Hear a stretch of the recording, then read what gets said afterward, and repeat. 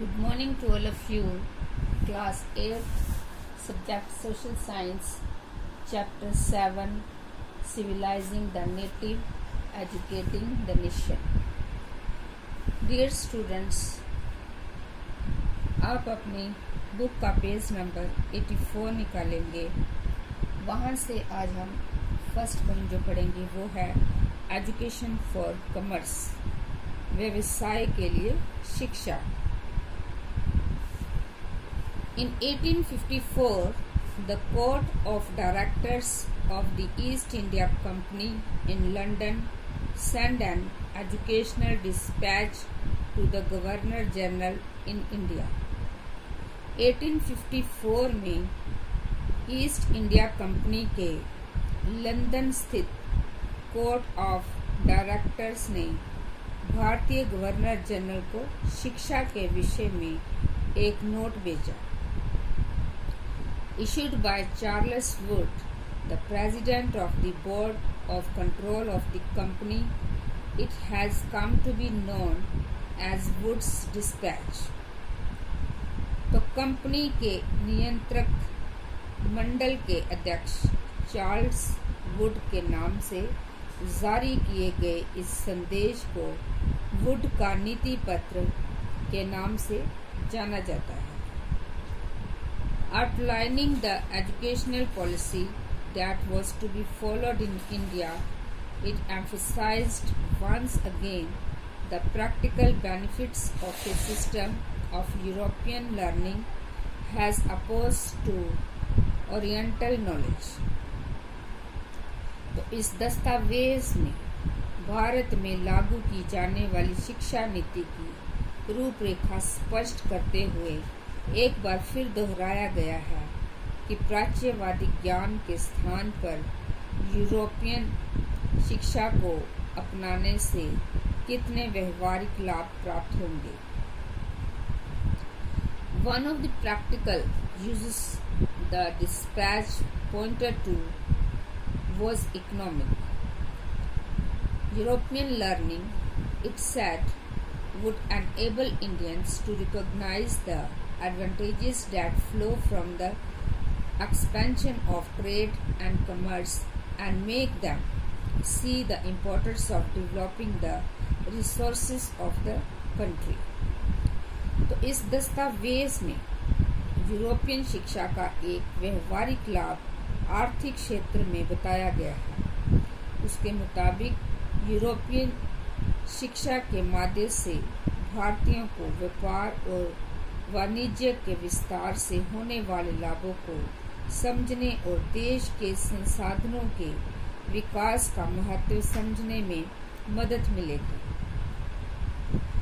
Introducing them to European ways of life would change their taste and desires and create a demand for British goods, for Indians would begin to appreciate and buy things that were produced in Europe.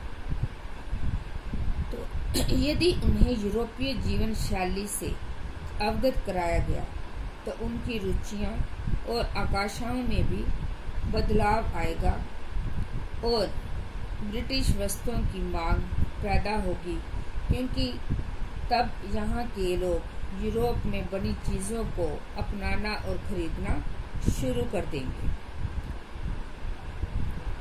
Wood's dispatch also argued that European learning would improve the moral character of Indians. It would make them truthful and honest, and thus supply the company with civil servants who could be trusted and depended upon. तो would के नीति पत्र में यह तर्क भी दिया गया था कि यूरोपीय शिक्षा से भारतीयों के नैतिक चरित्र का उत्थान होगा। इससे वे ज़्यादा सत्यवादी और ईमानदार बन जाएंगे और फलस्वरूप कंपनी के पास भरोसेमंद कर्मचारियों की कमी नहीं रहेगी। The literature of the East was not only full of grave errors, it would also not instill in people a sense of duty and commitment to work nor could it develop the skills required for administrative.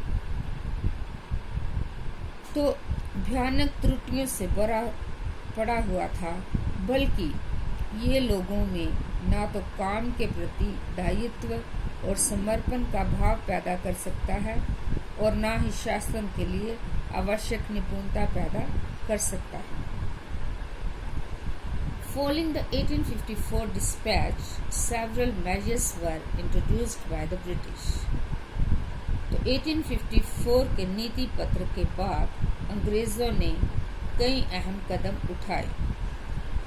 Education departments of the government were set up to extend control over all matters regarding education. तो सरकारी शिक्षा विभागों का गठन किया गया ताकि शिक्षा संबंधी सभी मामलों पर सरकार का नियंत्रण स्थापित किया जा सके। Steps were taken to establish a system of university education. In 1857, while the Sepoys rose in revolt in Meerut and Delhi, universities were being established in Calcutta, Madras, and Bombay. Attempts were also made to bring about changes within the system of school education. तो क्या होता है कि विश्वविद्यालय शिक्षा को व्यवस्था विकसित करने के लिए भी कदम उठाए गए। 1857 में जब मेरठ और दिल्ली में सिपाही विद्रोह कर रहे थे, उसी समय कलकत्ता, मद्रास और मुंबई विश्वविद्यालयों की स्थापना की जा रही थी। स्कूली शिक्षा प्रणाली में परिवर्तन के प्रयास भी किए जा रहे थे। डियर स्टूडेंट्स, अब ब्लैक बोर्ड पर मैंने होमवर्क लिखा है, इसको आप कॉपी पे उतारेंगे और याद करेंगे। तो ब्लैक बोर्ड पर आपका जो होमवर्क है वो इसी लेसन के बीच में से मैंने निकाला है।